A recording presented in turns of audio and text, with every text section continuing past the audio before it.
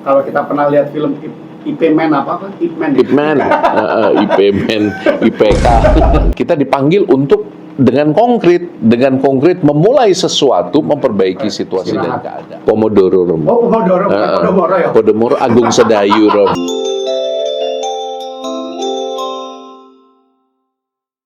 Hai semuanya, balik lagi di sini dengan Romo Wahyu dan saya Romo Koko. Kita ada di seri apa, Romo? Antar hati. Antar hati. Satu fatty liver, satu satu hatinya berminyak, satu hatinya kering. Teman-teman yang sudah mengikuti seri kedua tentang komunitas dan pertobatan pasti mengenal Romo Wahyu. Beliau adalah penulis yang sangat prolific. Ada 2 bukunya yang sudah terbit, 3 dan 4 masih dalam editing. Ada Katolik Salah Kaprah, yes, tunjukin Romo. Di seri kemarin kita sudah lihat kan, Katolik Salah Kaprah, dan yang kedua lagi ada Bermain Bersama Yesus. Ini kumpulan apa sih yang kedua ini, Romo? Saya belum sempat baca yang kedua. Yang satu saya udah baca. Ya, yang kedua itu sebenarnya bicara tentang gimana kita mengelola pertemuan-pertemuan rohani kita supaya pertemuan-pertemuan itu punya pesan gitu ya. Bukan cuma kumpul, kan sering di tempat-tempat kita pertemuan di lingkungan atau kelompok-kelompok itu boring. Maka di sini ada aneka cara supaya perbuatan yang kegiatan itu bisa sungguh-sungguh punya pesan, tetapi dengan aktivitas-aktivitas yang menarik. Oke, dan ini terbitannya Rumah Dehonian, penerbit yang dikomandoi oleh Romo Elis SCY, saudara kami. Sekali lagi penerbitnya Rumah Dehonian. Yang mau pesan buku-buku Rumah Dehonian yang ada banyak sekali, termasuk ada buku tentang Paus Fransiskus, termasuk ada buku tentang Romo Thomas Fix, buku Kerahiman Ilahi dan macam-macam. Silakan hubungi nomor adminnya di sini, ya. Rumah Dehonian ada di Tokopedia, Shopee, you go for it, okay? Ada yang baru juga, Romo, tentang bagaimana kita mengikuti tahun jubileum. Ada terbitan. Ada juga yang baru, jadi pastikan ya teman-teman ya, judul bukunya ini nih. Oke, nah kita mau ngomong tentang pertobatan dan pemulihan yang konkret. Seringkali kan kalau orang minta ampun, misalnya saya menyakiti hati Romo Wahyu, saya akan bilang maaf ya Romo ya, maaf ya.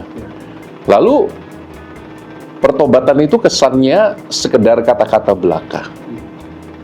Bukannya mau mengecilkan arti minta maaf, tapi ada elemen yang namanya pemulihan, yang mungkin konsepnya belum banyak kita dalami bersama. Maka dalam sesi antar hati yang ketiga ini, seri tentang Prapaskah, kita akan bincang-bincang tentang pemulihan.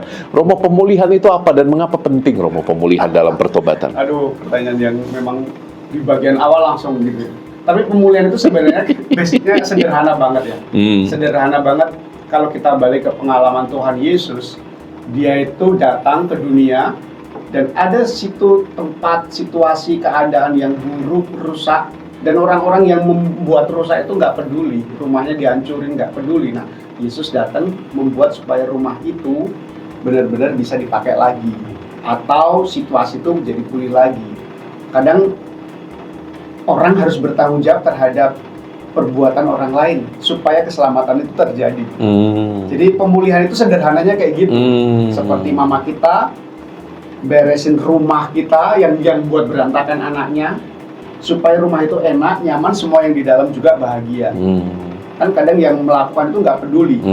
Nah, sudah dia aja nggak mau. Tapi kalau nggak ada orang yang memulai melakukan perbaikan, recovery, pemulihan situasi, pasti keadaan nggak menjadi baik lagi. Kurang lebih konsep sederhananya kayak gitu sih. Dan kalau mama tidak mulai duluan untuk ikut membersihkan, juga anak-anaknya tidak akan sangat peduli. Tidak akan lihat apa yang dibuat oleh mamanya. Betul. Pemulihan itu konsep sederhananya seperti itu. Karena Yesus itu datang untuk mendamaikan manusia dengan Allah. Kalau manusia sendiri yang untuk diajak berdamai agak susah, tapi diajari benar, ayo aku pegang kamu, ini ayo kita perbaiki, kamu salaman. Kan salaman tadi itu harus dipegang supaya ada yang memulai. Sehingga hubungannya jadi baik lagi. Terus keadaan yang tadi berantakan jadi indah lagi. Ya, kayak gitulah. Kurang lebih konsep pemulihan yang secara sederhana kayak gitu. Iya. Dan pertobatan itu bukan sekedar kata-kata. Ketika kita mengandaikan pertobatan, pasti ada luka, pasti ada dosa, pasti ada situasi yang berantakan tadi ya, kalau pakai analogi rumah. Dan kita dipanggil untuk dengan konkret memulai sesuatu, memperbaiki situasi dan keadaan. Nah, Paterdehon itu keren banget ya konsepnya ya. Paterdehon itu kan sangat menekankan pemulihan ini. Jadi konsep pemulihan bagi kami yang berdevosi kepada Hati Kudus Yesus adalah mengusahakan untuk dengan jeli peka melihat kebutuhan gereja saat ini dan masuk ke dalam kebutuhan-kebutuhan itu. Makanya SC tidak seperti misalnya romo-romo Yesuit yang karyanya sangat spesifik misalnya di bidang pendidikan. Atau romo lain apa yang karyanya ada khusus spesifik, misalnya SDB ya, karyanya orang muda ya, di tengah Salesian Don Bosco di tengah orang-orang muda. Kalau kami tidak punya karya yang sangat khusus, karena Bapak pendiri kita mengatakan, lihat, buka matamu dan lihat situasi gereja lokal, apa yang mereka butuhkan di sana, dan apa yang bisa menjadi pemulihan di situ, lakukan itu. Dan Romo, gimana Romo menanggapi ini, Romo? Jadi bagus banget ya, Paterdehon itu ketika dulu dia ada di situasi abad 18 akhir itu dengan keadaan kondisi sosial yang nggak bagus, banyak kemiskinan, banyak orang. Dia sebagai romo di sebuah paroki, sebenarnya bisa dia cuma ngurusin masalah liturgi, Ekaristi, Krisma, segala macam ya. Tapi dia waktu itu lihat, ini banyak anak-anak susah ini, nggak dapat pendidikan, suruh kerja. Nah, siapa yang tanggung jawab sama ini? Ya, siapa yang ngurusin mereka? Orang tuanya aja kerja, waktunya nggak ada kan. Nah, dia berinisiatif untuk memulai. Itu namanya lihat kebutuhan dan berbuat sesuatu walaupun dia sebenarnya bukan yang penanggung jawab di tempat itu. Tapi dia buat itu, dia bangun kesadaran, konsientisasi, terus dilibatkan orang banyak, maka terjadi sesuatu. Maka dia mendirikan Saint Joseph, lalu dia juga mendirikan sekolah, kelompok doa, supaya anak-anak itu tidak hidup dalam rantai kekerasan, tidak hidup dalam rantai kemiskinan, yang akhirnya harus diputus tadi itu dengan cara gitu. Itu contoh yang jadul. Contoh yang jadul. Ambil inisiatif. Benar. Ambil inisiatif. Jadi pemulihan itu kata kuncinya mungkin itu ya, berani ambil inisiatif ya, Romo. Jadi bukan dia yang harusnya bertanggung jawab. Walaupun bukan saya yang tanggung jawab gitu, tapi saya dengan kesadaran ini untuk kebaikan bersama dan untuk kemuliaan Hati Kudus Yesus, we do that. Itu kan Yesus banget. Yesus banget. Yesus banget. Yesus banget. Nah, iya kan? Beda banget dengan orang-orang zaman sekarang ya. Itu kerjanya pemerintah tuh. Itu jalan kotor. Itu gimana itu pemerintah itu. Itu apa-apa pemerintah. Lalu kita seperti lupa bahwa kita juga bisa buat sesuatu gitu. Ya, memang banyak aspek ya. Ada sistem yang membuat kita kadang menolak untuk bergabung dalam. Tapi paling nggak kan banyak hal yang bisa kita buat untuk kebaikan bersama. Misalnya tentang masalah menaruh sampah pada tempatnya. Exactly. Di jalan itu kalau kita lihat itu beberapa tempat itu kan orang menaruh sampahnya di situ ya. Limbah-limbahnya sehingga jalan itu jadi. Padahal kan sebenarnya kita bisa melakukan sesuatu yang tidak menyebabkan keadaan seperti itu. Dunia kita semakin rusak gara-gara bau, terus kotoran, virus, terus juga akhirnya banjir. Ada di situ gara-gara kita nggak punya responsibilitas terhadap keadaan itu. Oke. Romo, saya mau mulai dengan 3 hal, Romo. Apa menurut Romo yang bisa kita buat satu di tengah keluarga kalau kita menghidupi spiritualitas pemulihan? Apa yang bisa saya buat di tengah keluarga? Kedua, apa yang bisa saya buat di tengah lingkungan pertemanan? Karena ini banyak juga OMK yang sedang lihat ini, dan mereka juga orang muda Katolik bingung kadang-kadang. Teman itu nyaman aja, mereka berkumpul, ngegrup, ngegeng, hanya sebatas like and dislike. Jadi sulit untuk menghidupi panggilan pemulihan di tengah teman sebaya. Jadi keluarga, teman sebaya, dan yang ketiga di tengah lingkungan profesional, Romo. Kalau struktur di lingkungan sendiri sudah buruk, lingkungan kerja saya toksik, lingkungan kerja saya korup, how can I do something gitu, Romo? 3 ini, Romo. Coba yuk, Romo, inspirasi kita, Romo. Ini kita saling tiktokan ya. Yeah. Mungkin kamu lebih banyak yang berperspektif di bagian profesional ya, profesional muda. Tapi yang pertama tentang keluarga. Kita pertama-tama pahami dulu kenapa keluarga ada. Keluarga ada itu kan memang pertama-tama menjadi wadah kita untuk hidup, membagi kasih dan segala macam ya, membangun intimitas dalam arti tertentu ya. Justru kalau lihat kayak gitu di keluarga nggak terjadi, tugas kita pertama-tama justru gimana intimitas itu terjadi, gimana sungguh kebersamaan, pertumbuhan kasih itu terjadi. Maka bisa saja sebagai anak kita yang memulai di situ untuk menghubungkan papa mama, menghubungkan aku dengan adik, ya. Kan kadang tidak ada koneksi satu sama lain yang terjadi dalam lingkungan keluarga karena kesibukan segala macam. Kita bisa memulai, kita gunakan gadget kita, gawai kita untuk say hello, kirim foto kegiatan kita kepada mama papa. Ini yang terjadi dengan aku, dengan adik. Ketika makan bersama, ayo kita doa sebentar. Jadi menghubungkan, itu penting banget. Gitu. Wow. Itu yang bagus keluarga, banget ya. ini. Mungkin Romo punya ide lain tentang keluarga. Enggak. Saya nggak berkeluarga. Mati, tapi banyak ngomongin tentang keluarga. Terus yang kedua ya, tentang teman ya. Kalau kita bergaul di lingkungan toksik itu kan males ya. Kita dimanipulasi dan segala macam dengan teman-teman remaja. Tendensi kita kan akhirnya buat grup ya. Buat grup dan blaming orang yang penyebab toksik. Padahal orang yang toksik itu kan butuh bantuan sebenarnya. Ya. Ya. Kalau kita pernah lihat film IP Man apa? Ip Man. IP Man, IPK. Itu kan lihat ada anak yang sekolah di USA terus dibilang lo balik ke ASEAN sana lo tempatnya bukan di sini. Ya kan toksik banget kan itu teman-temannya karena sebenarnya anak ini berprestasi. Tapi kan kemudian justru yang terjadi adalah orang yang toksik itu orang yang perlu dikasihani karena dia mungkin secara keluarga gak dapat perhatian, pendidikannya salah, trauma dan segala macam. Kan orang-orang yang perlu dikasihani. So kalau kita mau jadi pemulih di konteks persahabatan, understanding kepada teman-teman, jangan ya dihindari boleh sih dalam arti supaya kita nggak terpengaruh yang buruk, tapi kita perlu understanding supaya kita juga mengerti orang-orang ini juga sebenarnya butuh kasih, butuh perhatian. Maka kalau nggak bisa berteman dengan dia, enggak pahamilah sehingga kita nggak menyebarkan hal yang buruk tentang dia. Terus yang ketiga tentang profesional ya. Ini hal yang nggak gampang. Saya tahu banyak teman sulit sekali dengan lingkungan kerja yang toksik dan segala macam. Tapi gimana kita mulai di situ? Pertanyaannya kan? Benar. Kalau saya sebagai orang yang bekerja di tempat itu, doing my best untuk tugas saya pertama-tama. Ya. Kalau saya tidak menunda yang saya lakukan, yang dipercayakan kepada saya, kan ada konsep Podomoro. Itu konsep dari Jepang yang mengatakan kamu kalau kerja 25 menit fokus, gak usah diganggu kawan, gak usah diganggu teman, segala macam, 5 menit fresh, istirahat. Pomodoro, Romo. Oh, Pomodoro, Podomoro ya? Podomoro Agung Sedayu, Romo. Pagar laut, Romo. Apa namanya? Pomodoro. Pomodoro atau Poromodo. Kurang lebih konsepnya yang kayak gitu itulah ya. Jadi restoran pecel lele Podomoro. Justru di situ benar-benar kita tunjukin kita punya dedikasi, kualitas diri kita ungkapkan dalam tanggung jawab apa yang dipercayakan sama kita.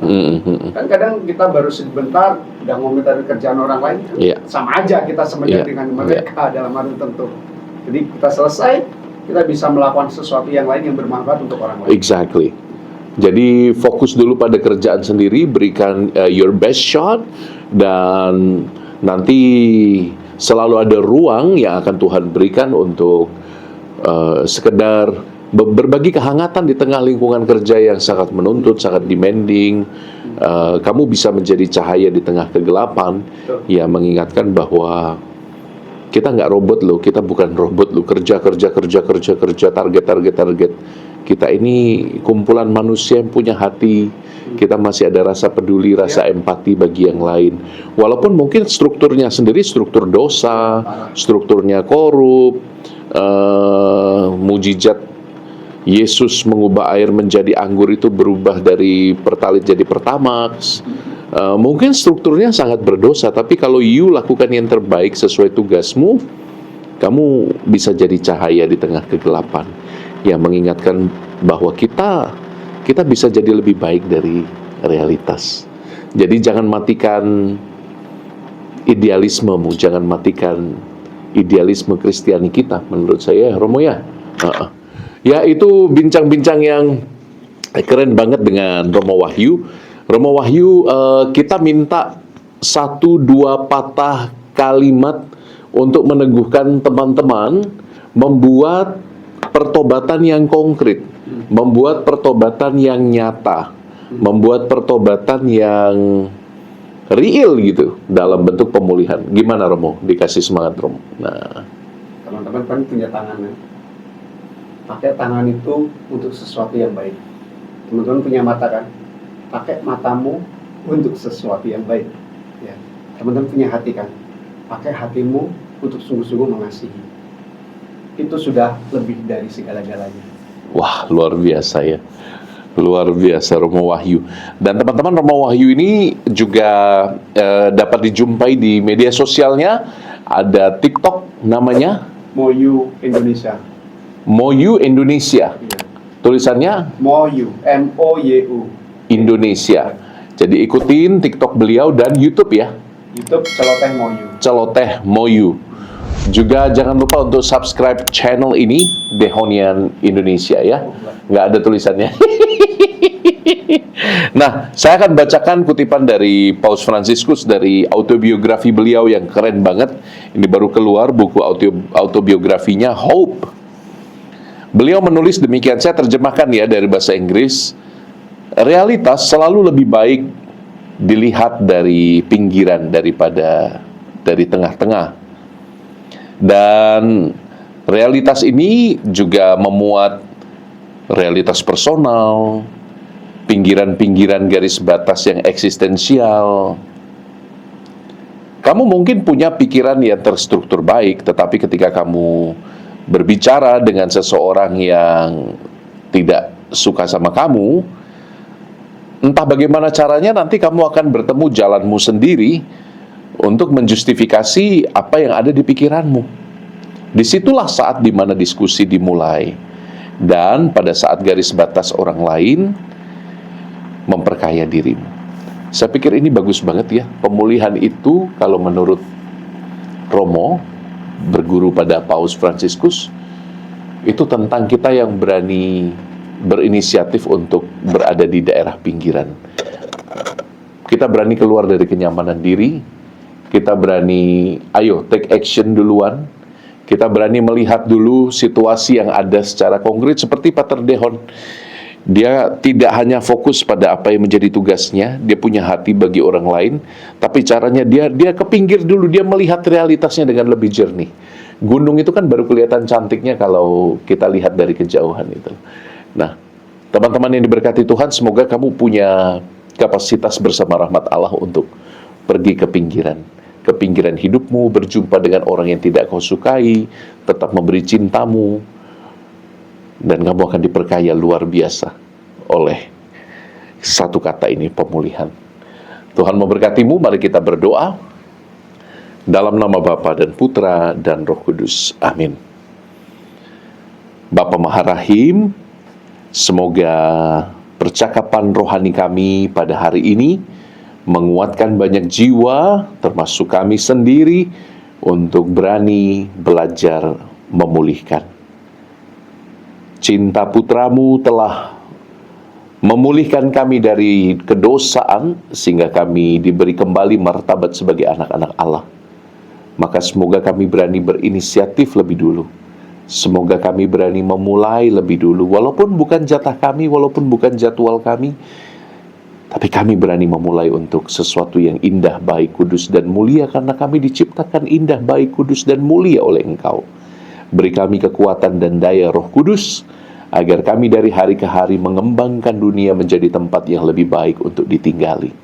Semoga kami tidak takut menderita, semoga kami tidak takut berjumpa dengan orang-orang yang tidak menyukai kami, dan semoga kami tetap membawa Engkau satu-satunya sumber terang yang sejati. Kami haturkan doa ini demi Yesus Kristus Tuhan dan pengantara kami. Amin. Tuhan bersamamu Dan bersama rohmu, semoga segala inisiatif baik kita untuk memulai karya-karya yang luhur dan mulia diberkati oleh Allah yang Maha Kuasa, Bapa, Putra, dan Roh Kudus. amin. Yesus yang Maha Kudus, Jadikanlah hati kami seperti hatimu. Makasih semuanya. Ciao, Tuhan sayang padamu. Makasih Moyu. Thank you. Makasih, Tuhan berkati. Salam, Bye. Bro. Salaman. I love you. I love you. Bye.